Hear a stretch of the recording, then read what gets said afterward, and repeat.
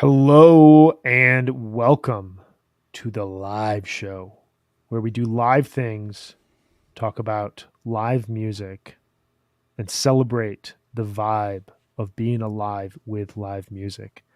Matt Dwyer, you are live coming to us from a studio unknown, but you are still doing it live. How are you? I am doing great. I'm still kind of like in the afterglow of the show we talked about yesterday. But we've got another heater to talk about today, a different kind of heater, and it takes us into a different era. And so I'm stoked to move into modern day Bruce. I am too, and yeah, we are talking. You can see it if you're watching us. If you're listening, we are talking 731 2012 from Helsinki, Finland, to the time the longest Bruce show in existence. Has he eclipsed this since this? No, there was a show in Philadelphia in 2016 where he came within seconds of breaking this record. I think like this show is like 4 hours, 4 minutes, and 17 seconds or something like that, and I think the other one was like 4 hours, 4 minutes, and like 3 seconds or something like that. So essentially, like and that is the longest played show in North America's. But these it's cool because while this show is kind of like the one that everybody talks about because it is the longest of all time. This summer was like he just kept stretching it and going further and further and further. I know I saw two shows in September right following this run, and the first one that saw in Philly wasn't didn't break the 4 hour mark, but it was like 3 hours and 55 minutes or something like that. I mean, just an insane night of music. So this is a really cool era to be talking about, I think. It is, yeah. We've done four Bruce episodes thus far. We've hopped around from the mid '80s back to the mid '70s, back to the late '80s, back to the late '70s, and kind of touched upon that classic period that people think about, like casual fans when they come into Bruce Springsteen. They're going to approach stuff through usually like Born to Run, Born in the USA in the '80s, Darkness on the Edge of Town. But I think we also really enjoyed talking the Tunnel of Love era and kind of where the band was at that point. This brings us to like, and we'll talk about this as we get into it, but like this big orchestral sound to this band, this kind of like review show where we hear all the eras of Bruce kind of intermixed and interspersed together. It's really interesting because the first Bruce show I saw was in 1999, and that was the big reunion tour. You had a lot of callbacks. I think the band knew they had something, but you kind of got the sense of like, are we just doing this one time? Like, what's that? Like, where are we going with this? And it was kind of at an era Mm. where there were a lot of reunion shows starting for classic rock acts. Obviously, they released The Rising a couple of years later. I saw them again in 2003, and then I wouldn't see Bruce again until this tour, the Wrecking Ball tour in 2012. I saw them at Wrigley Field, and it was similar to what you were talking about. I kind of wondered throughout the show, like, when is this going to end? Like, he's 63 years old. How in the world is he still doing this? And by the end of the concert, I was kind of just standing there. I couldn't dance anymore. I couldn't even raise my arms anymore. I couldn't yell. I was just like, this is like just in awe of what was happening on stage. I'm really stoked to talk about this era. Yeah, I had a similar experience. They did two nights in Philly that on that tour. It was Labor Day weekend, and I went to the first show with like kind of like my whole family. It was amazing. We were like 4 rows from the stage on the field, like just Wow. incredible experience. Played for 3 hours and 55 minutes, as I mentioned, and then there was a show the next night, and I was planning on going back. I really wanted to go find a ticket and go to the next night, and I was so tired the next day that I couldn't do it. I couldn't get myself off the couch. And I do, 4 night fish runs, 5 nights of jam cruise or whatever. And this single show just spent me. And this guy who was, in his early 60s at the time went out and did it again the next night. And shame on me because that show opened up with Eddie Vedder coming out for a couple of songs. So I definitely paid for that one. But yeah, I mean, this is an important year for the E Street Band overall for a lot of reasons that we'll talk about, and I think almost in a sense, kind of like the creation of like a new era of Bruce and the E Street Band. That's a really good point, and I kind of want to just hone in here really quickly because I'm actually looking at the Bruce Bay set list. You and I saw shows, two shows apart. Since you skipped the 9-3 show, you saw 9-2, 2012 at Citizens Bank Park. I saw 9-7 at Wrigley Field. Okay. Um, so two things that are really interesting to me. One, when you were at 9-2 2012, Bruce, I was at Dick's Sporting Goods seeing the best weekend of Fish I've ever seen, and I have this very distinct memory of leaving Denver the next morning on 9-3 with my wife, and we were driving back towards the Midwest. We were driving back towards Chicago. At this point in our lives, we had sold everything that we owned. We were on the road. We had just gotten married a week earlier. We were on the road. We were going back east for another wedding, coming back out west to do some work at a friend's farm, and then we were going over to Korea to live for a year. And so we were in this like very blissed out period in life that I probably will never be able to recreate again until like retirement. Um, but I remember like talking to my mom the morning of 9-3, and she was like, "We're going to see Bruce on Friday." And I was like, "I don't know if I can do it." Like I just saw 3 nights of Fish. It was the best Fish ever. I don't even know if I can see a concert for months. It was that good. And I went home and I walk into the Springsteen show, and he comes out and plays Prove It All Night, My Love Will Not Let You Down, Out in the Street, Hungry Heart, We Take Care of Our Own to open the show. And then midway through, Eddie Vedder comes out for Atlantic City. And it was just, I don't want to compare two different bands, but it was like this experience. I was like, how 2 weekends in a row did I get two of the best concerts I'll ever see in my entire life? I just felt so lucky at that time. Yeah, not to dwell on this too much, but I was supposed to be at those Fish shows. I was supposed to be in Denver that weekend, and long story, but I wound up not being able to go. And the consolation prize was like, well, I'm going to go see Bruce in Philly with my family. And you are correct that those Fish shows are absolutely epic, but I really have never had any regrets about doing this.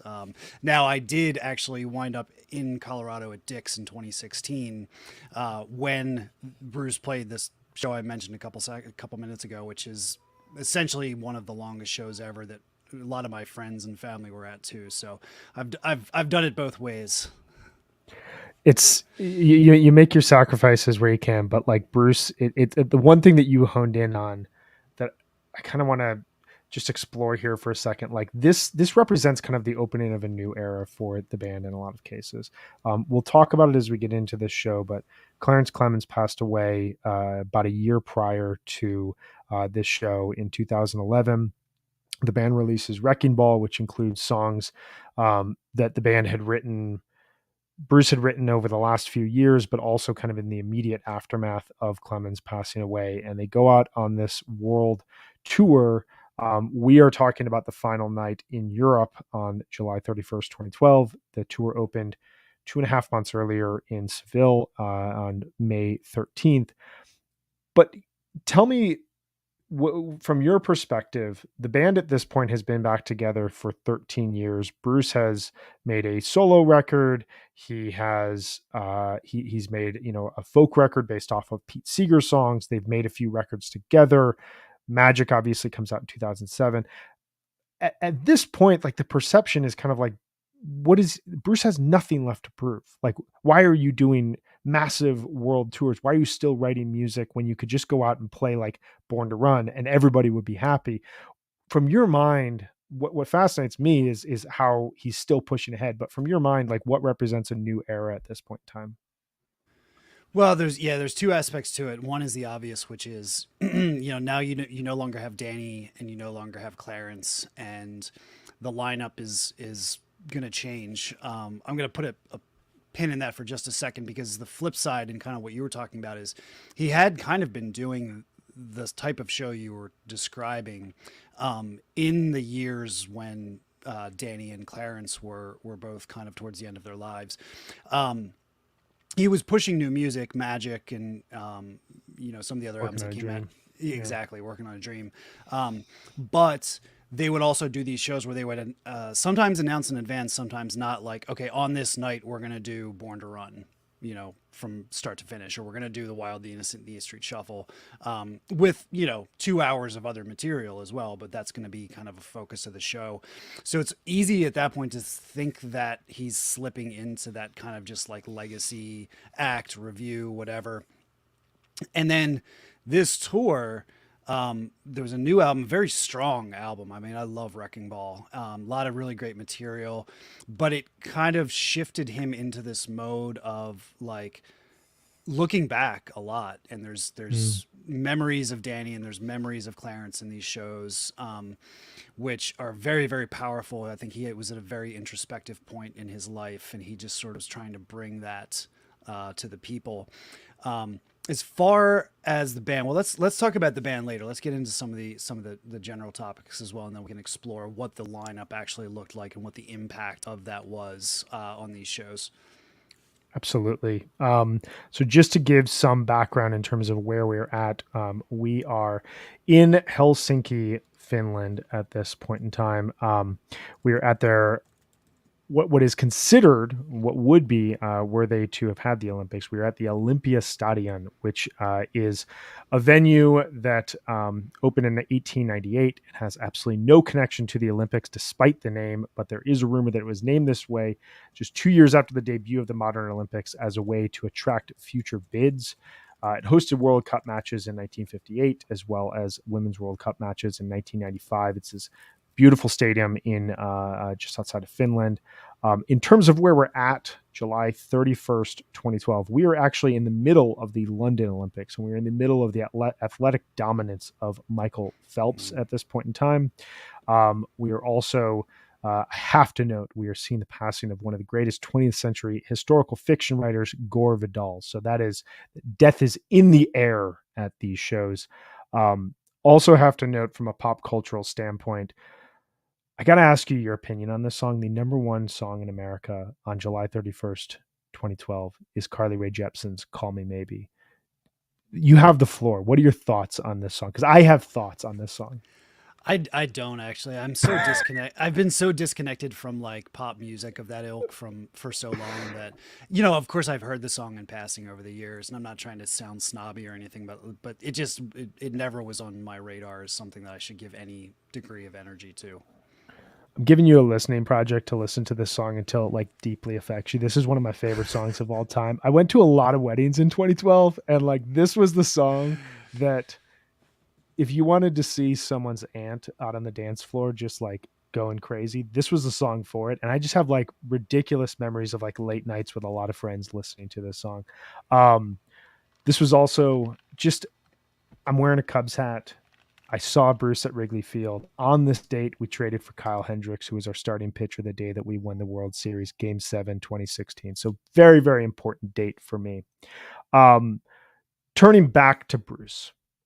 So this is the final night of the European run that's been going on for 2.5 months at this point in time. The tour at large launches in the Wrecking Ball tour launches in March of 2012, mid-March, shortly after the album comes out. Where, and we talked a little bit about this, but like where do we see the band at this point halfway through this tour that's going to stretch on for another year and change? Well, I think the biggest thing coming into this entire tour was the question of what was he going to do about the lineup, because now he doesn't have Mm, Danny, and more importantly, not to kind of diminish Danny's contributions to the band, but at this point Charlie Giordano was integrated in the band. It was all working, but the big man has passed away, and I think it was somewhat unexpected. He had been in poor health for a while, but he did pass away relatively suddenly after he had, I believe, a stroke. Um, mhm. and so it was that question of like, could the E Street Band even exist anymore? Because at the core of that, as important as all of those members of the band are, even including Miami Steve, it's always come down to Bruce and the big man, you know? And There was a lot of like, oh, is he just going to pull in some like hot shot, famous saxophone Yeah. player, or is he going to take this opportunity to just disband the E Street Band and make it him and a bunch of ringers, and he can make all the money, and it's whatever. And he did a very wise thing. Was he said you can't replace the big man with one other person, so he hired an entire horn section, and including Clarence's nephew Jake, who's now a member of the band and plays those iconic solos. I believe he actually plays Clarence's saxophone on stage. Wow. And you had this creation of what I like to call the E Street Orchestra. So now there's like four horns plus Jake. There's three background singers. There's a percussionist, in addition to the full lineup of the E Street Band. Susie Tyrell starts playing violin on this tour. I think she'd been maybe touring a little bit with them the years before that, which is harkens back to super early Bruce, because there was Suki Lav was in the band in like 73, 74. That's how you have like that gorgeous violin part at the beginning of Jungleland. Yeah. So he basically like went all out and said like, all right, to let's go for the Phil Spector approach. Let's have this big band that can not only cover all of the parts, but just add to the whole experience. Because with these people that we've lost, we really need to stack the deck in order to bring the energy and the level of talent that they brought to the band. And there was a lot of concern in the fan community. And the first night of the tour at the Apollo Theater, I mean, they just blew everybody away, and it was like, okay, this is modern Bruce now. It's got the old sound, but it's enhanced. It's got the new sound. And also, as I mentioned, the Wrecking Ball album was pretty successful. I think people liked a lot of that, and there was a whole component of those songs being injected into the show that really built this kind of new emotional narrative, that was a focus of this tour. So coming out of Tension and making this one of the all-time great Bruce tours, I believe. Yeah, I mean, I feel like just from a larger pop cultural standpoint, this was on the radar in the same way that his reunion tour was in a lot of cases, because of that the the kind of unknown, even for people who were following it from afar, going to your first show knowing that Clarence wasn't going to be on stage with him, but it was a E Street show. I think, there was a lot of unknowns, and then they came out, and this sound is just it's wild to hear this show in conjunction with the show that we heard yesterday, 9/20/78, where there's like half the amount of people on stage, if not less. They are playing, they're like straining to just like be as big and in your face as possible. And here, this has the this has the approach to me sonically of taking an incredibly well crafted studio album and placing it on a live stage and combining that energy where like there's not there's nothing missed. There's no moments where sound is missed, eclipsing from the speakers.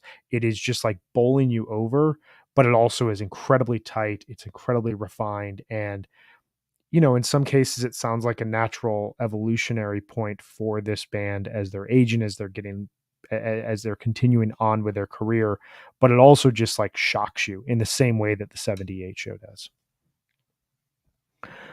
So let's dive into this show, and into the larger themes of this overall concert. We touched a little bit on, we've talked here about like the E Street Orchestra initially, but I'm curious if like there's songs for you that stand out within this overall volume where you're like, when I hear that, I hear the band in like a bigger, kind of bolder standpoint than I have in other eras.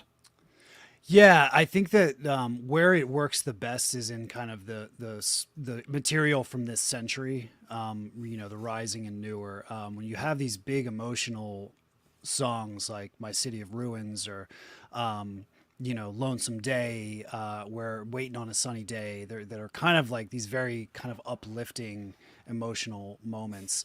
Um, we were talking a little bit yesterday about kind of the different segments of Bruce tours and how, like, as they got into the River tour and the Born in the USA tour, and like things were stretching out, he'd have these kind of mini segments where maybe it's like a couple of acoustic songs, or maybe it's a couple of songs from a one album, maybe it's like a, more of like a soulful area here.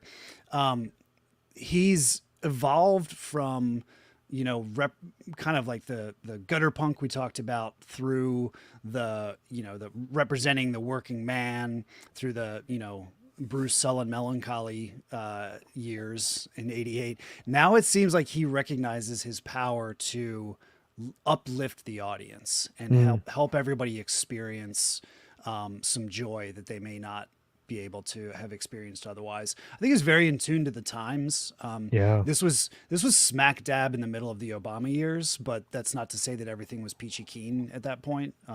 Relatively speaking, it was then, but I think he recognized that, like, his audience, a lot of them aging, like, have been through some shit, and it's like, if you're here at this show, let's talk about it. Let's do it together, and let me lift you up and help you feel better. A great example of that is My City of Ruins, which was kind of a centerpiece of this tour, where every night he would recognize Danny and he would recognize Clarence, but then he would also extend that feeling out to the audience and say, who are you thinking about? And as long as we're thinking about them, they're here with us. They're all here with us.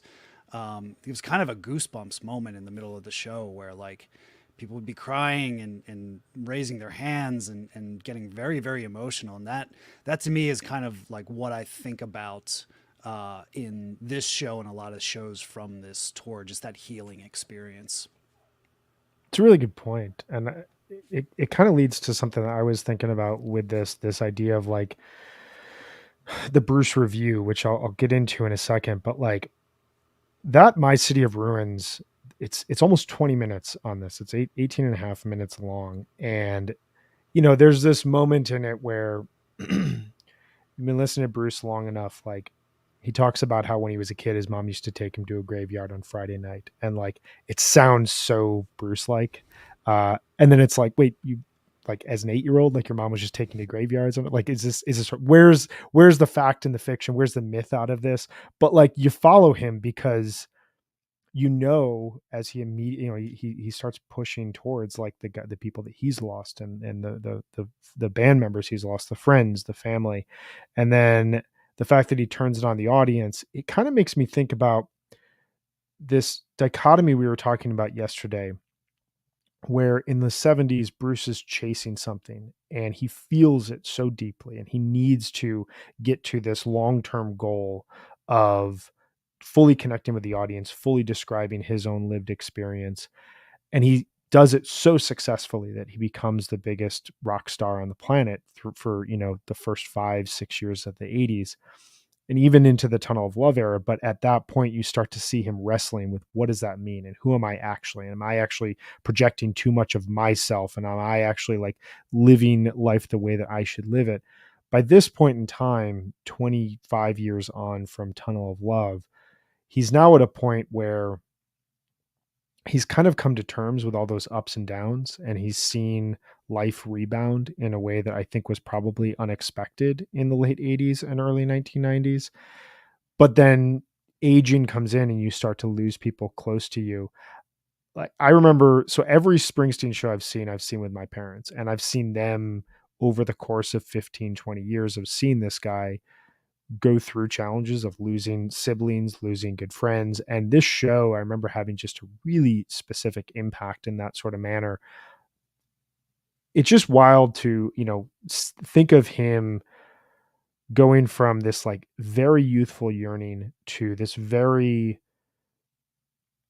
I don't want to say stereotypical, but everyone in like their late 30s, early 40s kind of goes through this slight crisis of, what am I actually doing? Like, am I actually like, I know that there's an end of the line here. Am I actually doing what I should be doing?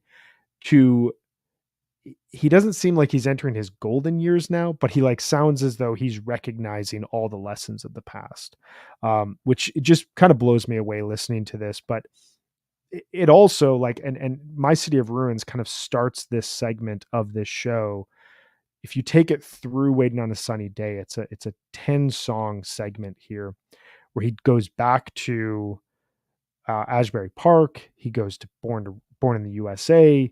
He goes to his Seeger sessions. He goes to the Rising. We hear kind of Bruce touching all these aspects of his larger career. Songs like Because the Night, which he writes, becomes a hit single outside of him, and showcases an alternate kind of timeline, an alternate avenue for Bruce throughout his career. We just hear in these segments like a 40-year career kind of condensed into 10 songs, which is something that he kind of did in the Born in the USA tours and in the Tunnel of Love eras, but now he has so much more perspective. I'm curious your thoughts on that. Yeah, he's got perspective. He also has the catalog that's deep enough where he can build out these little mini kind of sets and whatnot. And if he's going to be willing to play for close to 4 hours every night and stretch it further and further and further with every night on the tour, we should note without a set break either. I mean, the 1980, 81 shows where he was going for almost 4 hours had two sets in them, and it was like 4 hours of music. This is, I mean, I looked at the Bruce Bass log for this. It's like he came out at 7:53 and walked off stage at 11:59 at night. And the encore breaks, even for this tour, the shows that I saw, it would be like they really wouldn't even walk off the stage. Be like, okay, thank you, good night, and they'd start to walk away and be like, nah, no, no, no, we're gonna keep playing more. So it was like a solid block of music, but with all of these different movements built into it, different emotions, different aspects. I'll give you a great example. The show that I was talking about from Philly before, his theme when he came out was like this. It was Labor Day weekend, and he was like, "We're gonna make this a Labor Day labor of love," and started out with like "Summertime Blues" and "Sherry Darling" and like all these songs that reference the beach and the summer and the heat, and kept the lights on the whole time. And then all of a sudden, it was like, boom, lights go down. All right, now we're gonna get serious, and we're gonna play like "Prove It All Night" and stuff like that. So like he would do those types of things over the course of a 4 hour show that makes you feel like almost you're seeing like different acts at different points. But it's all tied together. And then of course leads into the ending where it's the traditional E Street Band rave up bar band thing just in front of, 50,000 people. Yeah, it's the mini set aspect is really wild. The energy. I mean, I'm curious, this this transition from a two set format to a single chunk of music over like 4.5 5 hours. How in the hell is he doing this? Like do you have any thoughts like how, like I mean, I've got to imagine there's a diet regiment, an exercise regiment that is like from outside of him, that's like, hey, if you're going to do this on stage, this is like actually what you're burning from a calorie standpoint, this is what you need from like a weight training standpoint. But like, you would imagine those 78 shows and 75 shows would be, just based on the way that someone ages, like 6.5 hours with no break. But like the fact that he builds in a break to those shows, and here he's just going all the way out. I just have no idea how he does it. It's insane. My theory is that if you look carefully on stage, but in front of Max's drum riser, and apologize if there's some background noise. There's construction upstairs. uh, there's this table, and there's a whole bunch of cups on it, and they all have this Mm. mysterious blue liquid in them, and it's easy to say that it's probably like Gatorade or something like that, but I think he's got something going on that he's not letting people know about, like some sort of like super cell and hydration regeneration thing that he's got going on all night. Um, Either that or he's a superhero. I mean, those are like the two options I can think of.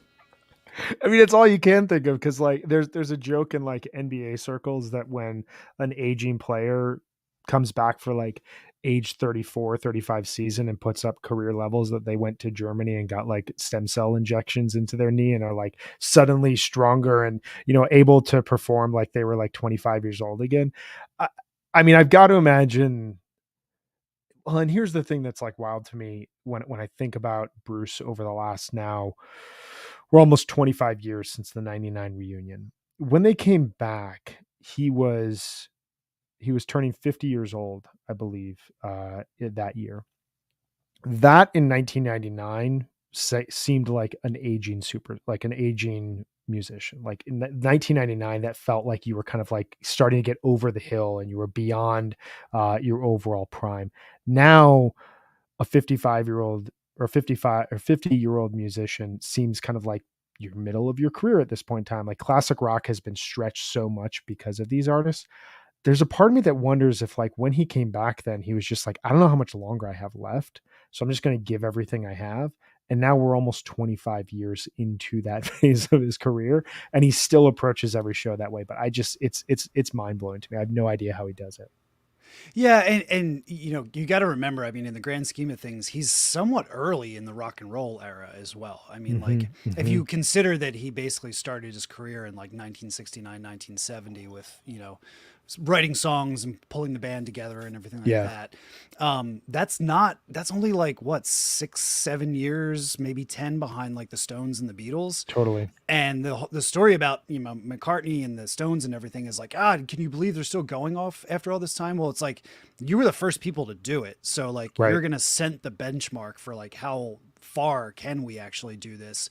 So what you're saying, I think, is correct, because like same thing. I remember seeing the Stones in '97. It was like, man, these guys are so old. This might be the last time. Never see them again. And here we are, you know, 25 years later, and they're still kicking. So Right. um, that's kind of exciting, and I think Bruce has embraced that in a way that you described aptly, which is not just like, well, I want to keep doing this till I die, but like I want to keep doing what I do as long as I possibly can, and I don't want to rest on my laurels. I want to make sure that just the way that I was in the 70s and 80s, I'm going out there and giving it every single ounce of my soul that I have every night. And that's even probably more of a tremendous feat than the physical one. Yeah.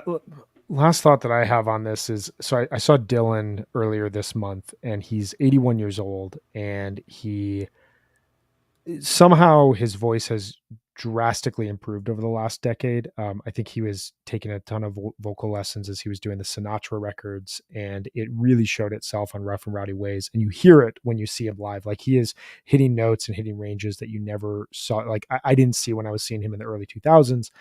And when I was seeing him in the early 2000s, he was in his mid 60s. And I remember thinking distinctly after the last time I saw him, that's probably the last time I'll ever see him. I can't really imagine he continues touring at this level.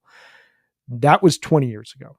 And when I walked out of the show, an 81-year-old Dylan, I was totally blown away. I thought again, that is probably the last time that I'm going to see him. And I think I'm much more accurate on that. Maybe there's one more show that I've got that he's got in, like one more round in this, but I don't know how much longer we have left with him. Bruce is 72 right now. 72 or 73. I think 72. Um, 10 years from now, he is going to be in his early 80s. I've seen videos, I've seen shows of Bruce over the last decade. Like he's still running around. He's still giving energy. Whereas like no shot at Dylan, but like Dylan's behind a piano, standing there singing out at you. I guess I can't imagine, but until he proves us wrong, that like 85-year-old Bruce is going to be running around on stage drinking blue liquid and yelling at us like from the top of his lungs for 4.5 hours. But like, can you really question that he's not going to? No, I mean, you know, Mick Jagger's 79 and he still runs around on the stage like he did 20 Right. years ago. So these guys are, you know, they're super wealthy if they stay on top of their health and they're motivated. They take care of their voices, they take care of their bodies. You know, sky's the limit, hopefully. And I think, you know, ideally we'll be seeing a lot of Bruce in the 80s. And maybe he'll have to make some adjustments Right. to the way he performs, but I can't see him slowing down at all. I mean, really. I mean, especially based on recent activity and, you know, output that he's had. He really does not seem to be slowing down at all. Well, and all of this kind of leads to a discussion point that you and I circled around, which is for me, it was this idea of endless energy. For you, it was, as we noted factually, this is the longest E Street Band ever when it was played. um, One moment in particular really struck me, which was Badlands and the Land of Hope, or Land of Hope and Dreams, which is about a 14 and a half minute long track. The whole segment there of Badlands and Land of Hope and Dreams is about 20 minutes. And you just get this like you really know that Bruce is feeling it live when you hear him count off going into a song in just like this yelling fashion, and then the band comes in with this orchestral sound. It's just so wild to me to listen to this show, and there we are 24 tracks into the concert, and the crowd is giving him everything, he's giving the crowd everything, and it's just this endless train of energy that happens. What are your thoughts on like that, and like the fact that he's stretching these shows out so long? Oh, that's the magic trick, as he describes it. I mean, it's unbelievable to see, especially talking about some of the shows in the 80s and stuff like that. He would have these segments where he'd like bring it down for a while and like maybe play acoustic or play a handful of slower songs. It seems like in this show you really never get more than like one song in a row that's cooling it off.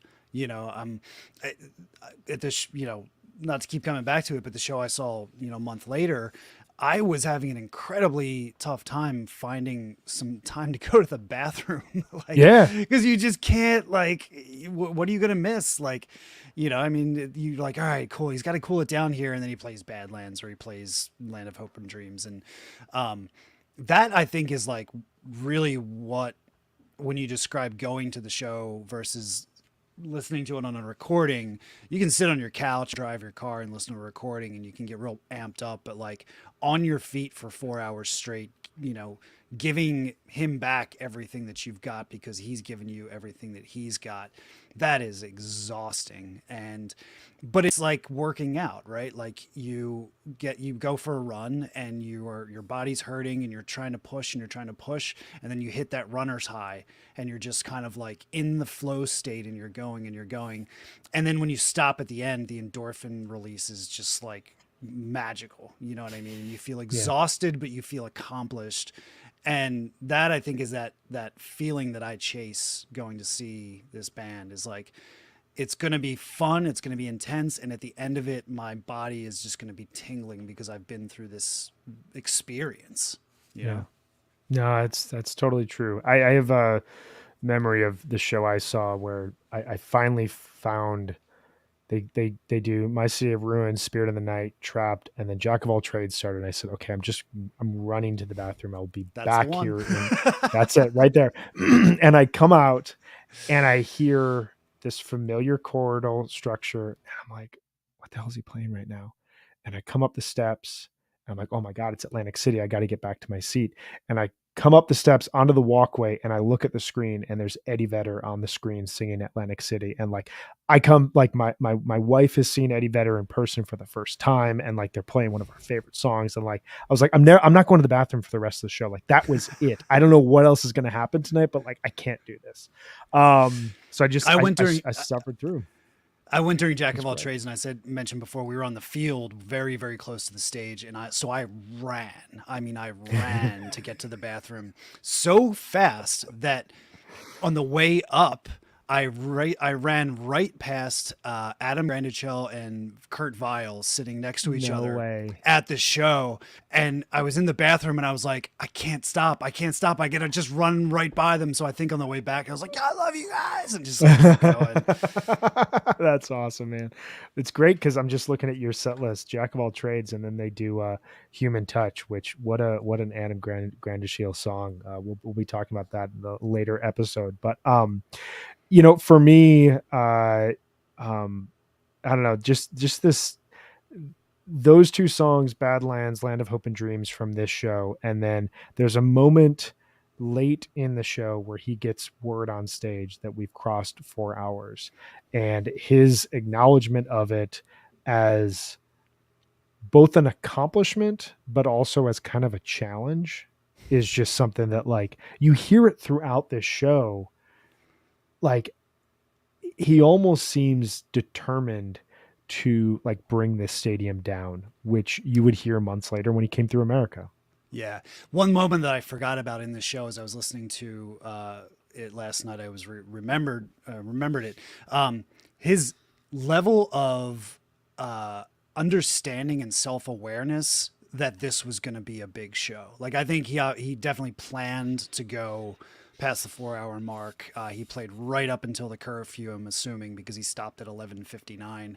But even like loose ends at the beginning of the show, he before he plays it, he's like something like, "It's been 10 years since we played this. We got to play it again. Like, of course we got to play it. Come on, then can't play this song if not play this song for 10 years. Let's go for it." And like that level of like like nerdery. It'd be like if I mean like Trey came on stage and was like, "Okay, guys, we're gonna bust something out here. We're gonna do something big." Like, instead of just leaving it to the nerds, he was like, "No, no, this is what we're doing. We are bringing it to you."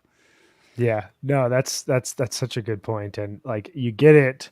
This show has a number of debuts like throughout the overall tour. I believe "Rockin' All Over the World," "Loose Ends," "Back in Your Arms" are all being played for the first time on this European tour. So like he's kind of showcasing this tour as a or this stop as, all right, we've been over in Europe for 2 months, which like just as a pause, like from a performing musician standpoint, to spend 2.5 months in Europe in the late spring and early summer sounds like the perfect way to just exist. And to end here, like still midsummer in Finland, where like the sun is out throughout the evening, it just sounds like a perfect spot. Um, Yeah, but to then like say, hey, I've been all over this continent and I'm going to throw a bunch of songs in here that I haven't played before, for anyone who's traveling from outside of Finland, for everyone who's here in Finland, it's a real testament to, his just appreciation for everybody at this point in the overall tour. yeah. One of those mystical things that I'm probably reading way too much into. I love Read the into fact it. I love the fact that they open the show with "Rockin' All Over the World," of course, the Creedence song, and it was the first time they'd played it on this tour, and I think it's the first time since like 2008 or something like that. "Rockin' All Over the World" is appropriate for a marathon show because "Rockin' All Over the World" was also the first song that was played at Live Aid. And Yeah. opened up that whole thing. So probably reading way too much into it, but that song to me now signifies like, all right, we're going for it. It's going to be a long one. You wonder why Fish didn't open set two of Big Cypress with "Rockin' All Over the World." It's right there for you. um, as we kind of start to like wind down, one thought that I've mentioned this, but I kind of want to get your thoughts on it as well. Like I talked about this at the top of the show. At this point in time, like Bruce has absolutely nothing to prove. Like he could have been releasing greatest hits and live archive releases throughout the 2000s, 2010s, into the 2020s of stuff that literally just stops in 1988 and be good. And like, you're going to like, he'd be fine, but he's still writing songs. And to me, all of this sound of aging Bruce, who is still trying to prove something. And it's almost as though he's trying to prove something against time itself, all is wrapped up in the song "The Rising," where that song harkens back to these moments that he really connected with audiences in the 70s and in the 80s, but also like puts you in a very firm time frame of when the song was written, not just from, you know, September 11th and where America was at that point in time, and like what Bruce meant to the larger culture, but also like from a band reunion standpoint and from him like reviving this project that had gone dormant for so long. Hearing that song in this show, it comes right before Badlands, so we're 21 songs into the show. It just kind of signifies for me the overall sound of this band, the orchestral style, but also this just relentless energy. I'm curious if you agree with that, or if there's a different song that kind of represents them for you. No, the Rising, I think it's hard to argue with the fact that that was a turning point in Bruce's songwriting in his career and really became the impetus for like this entire last 20 years of the way that they've been playing. The 99 shows were great. They were fantastic. They were greatest hits shows. He did have a couple of new songs. I don't think that they were the strongest songs because, at this point we've your famous rock star getting your famous band back together to make a whole lot of money on touring. Where's the motivation for like the true chip on your shoulder kind of writing that you need to be doing? And The Rising represents a moment when he was connected with his people, you know, the North Jersey, the New York people who have just been Americans, you know, everybody who had just been through this trauma. And in the way that he could, you know, earlier with a song like Factory or Darkness on the Edge of Town, connect with his people and represent them, I think there was a lot of self awareness from him that he could not only identify with those people, but also lead people out of darkness with his power. I think he realized what he could do. He could have very easily written his post 9/11 album as a very, very dark, depressing, kind of woe is us sort of Yeah. album. And that's not what he did. You know, he writes this song, The Rising, about the firefighters climbing the towers and saving people. And I'm almost getting choked up thinking about it. Like, goes back to what I was saying earlier in the show. Like, I think he around that point recognized, like, I can help people. I can help people get through things. I can help my fans. I can and I can process my own emotions, but in a way that's not self-loathing or, you know, oh poor me, but is like it's like church. It's like a preacher. It's Yeah. like you're gonna come and you have a lot of stuff going on in your life, but I'm gonna lift you up and you're gonna leave this room feeling better than you did before. And that's, I think, the motif for a lot of these shows in the last 20 years. And it all goes back to The Rising, and not just the song, but all the material on that album. It's a really good way to put it. And I mean, it's just like, it's really fascinating to me the way that he has managed these last 20 years, which when they came back was an unknown of how long is this going to exist for. And then The Rising comes out, and that's a huge record at the time. But since then, he's had this knack for experimenting while staying true to this idea that part of the experimentation is within connecting with audiences to bring them to a better place. And there have been moments where it hasn't worked as well. There have been moments where it's worked incredibly well. And I think that this show, the fact that it's 10 years old, 10 years ago, and we're still talking about current Bruce at this point in time, and we've still seen him come out with records over the last 10 years that have been really, really incredible moments. It really showcases a guy who I think still understands the present, and like the importance of being true to the moment and true to the present, but also celebrating these best moments of his past. And I think, like, it's wild to me to think about this album, and 8 years later, Letter to You comes out, which is an incredible testament to where the guy was at that point in time as well. And all of this is kind of wrapped up in a dedication to how do I help you, the listener, but also how do I still stay true to me.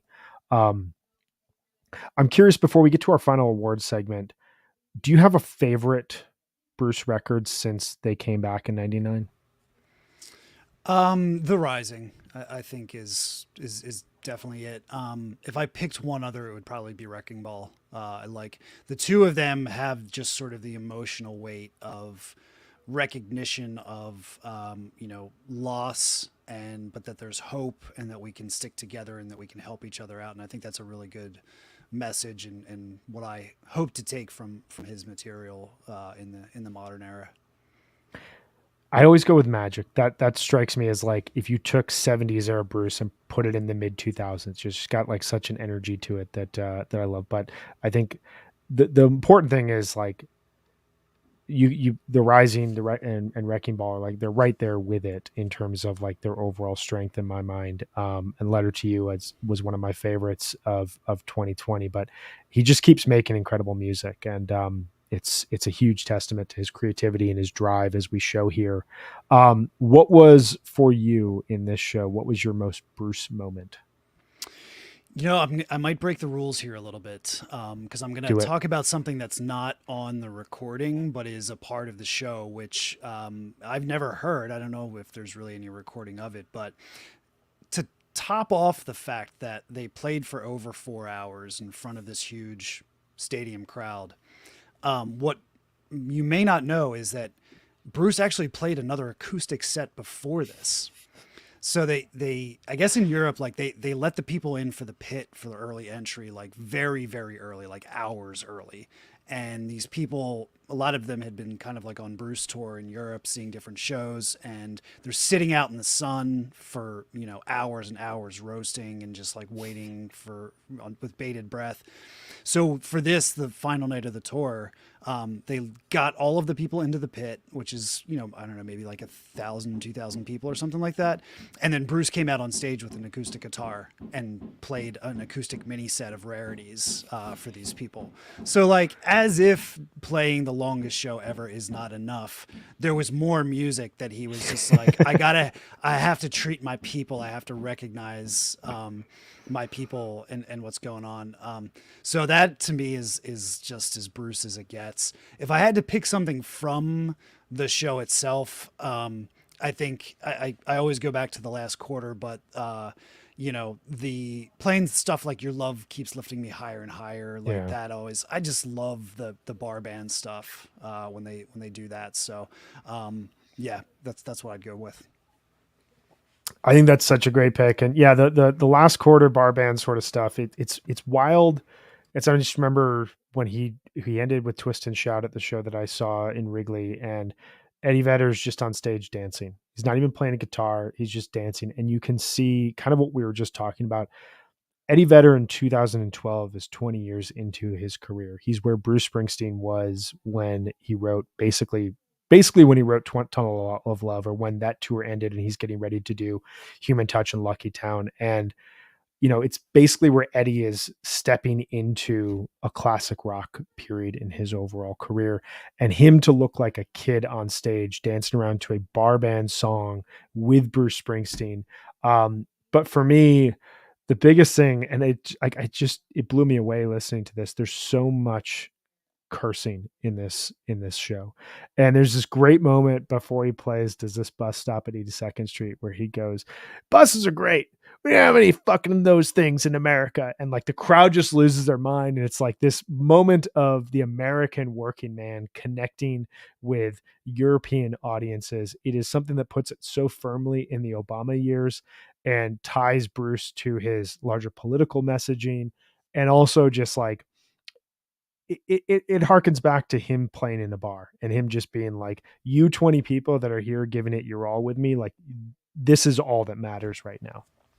When we talked about the Passaic show yesterday, one of the things I mentioned was like he was playing a mixture of arenas and theaters, and how the connection to the audience in the Capitol Theater is so deep, and it seems like he's just having a conversation with people. I get a very, very similar vibe at points in this show where he's just like not trying to play for 80,000 people or whatever it was. He's just like going to talk to the people right in front of him. And that's really cool that he still has that kind of down to earth connection with the crowd. Absolutely. Absolutely. Any last thoughts about this show and about this era? I just to reiterate, I mean, 2012 is one of my favorite tours that they've ever done. I think that there was unfortunately, out of the shadow of the passing of several members of the band, he grabbed the bull by the horns and dictated his own future. You saw that a lot on the 2016 tour as well. They Yeah, had similarly amazing epic shows, and I think that's what we're going to see next year in 2023, particularly when they make it to the stadium leg. I mean, I'm really hoping that this same kind of uplifting thing happens. We haven't, not to get too heavy or anything, but like the last time Bruce toured and we all saw shows was right before Trump got elected. And I think that there's going to be a lot of that healing that has to happen with people. And I'm hoping Bruce can help us out with that next year. get a little bit choked up just thinking about that aspect of it. But yeah, no, I know exactly what you mean. And like, I remember in '09 when Fish came back, there was a big article about their reunion at Hampton, and I remember Trey specifically being quoted saying, um, "It's really hard out there, and we feel like we're coming back for a service and to really give people something." And there's something to that Bruce has always been a part of. I mean, the majority of his career has been in um, you know, New Jersey in the '70s as factory jobs are being lost and as inflation is high and as politics are in turmoil. The 1980s, he very clearly comes out on one side of the political divide that's really not popular at that point in time, but is, where he put his stake in. And in the last 30 years, as he's seen the political evolution in America, and as he's seen economic ups and downs, he's really been there to showcase that, hey, these songs that I wrote in the 70s, they're actually really relevant here today. And also, like, I feel the pain that a lot of you all have out there. So I'm, poof, yeah, right there with you. So we will be back. We are not recording a 4-hour episode here today, though. I feel like we could continue talking and celebrating and just jump into our shows that we saw in Philly and Chicago and how much they meant. I'm looking at the ticket right now above me. We will be back on Tuesday. We will be covering, we've talked about this a little bit in this episode, but we will be covering 10/23/1999, which I believe that this show is from Los Angeles. Is this correct? This is the Staples Center show, Los Angeles, California, October 23rd, 1999. This is towards the end of that, or this was about a month after we both saw Bruce for the first time. So I think that, again, we should have our own personal memories, but also really showcase where the band was at their peak at this point. Yeah, and so that we're not all gushy, and I'll give you a little preview. Maybe some like not completely positive comments about it as well. There's Yes. both sides of the coin for this show, so it'll be interesting to dissect that. I'm excited to dive into it. I think that, yeah, there's the idea of this classic rock revival show, I think, is going to be ever present here, but I'm really excited to dive into this, as well as, not to give away what we're going to be talking about, but we have another huge show that is coming up on Wednesday, and then a really just memorializing show that will happen on Thursday. So some really cool stuff coming up next week. Really excited to continue diving into the larger live archive catalog here of Bruce Springsteen. But thanks everyone for hanging with us, and thanks everyone for listening. This was a ton of fun to dive into 7/31/2012.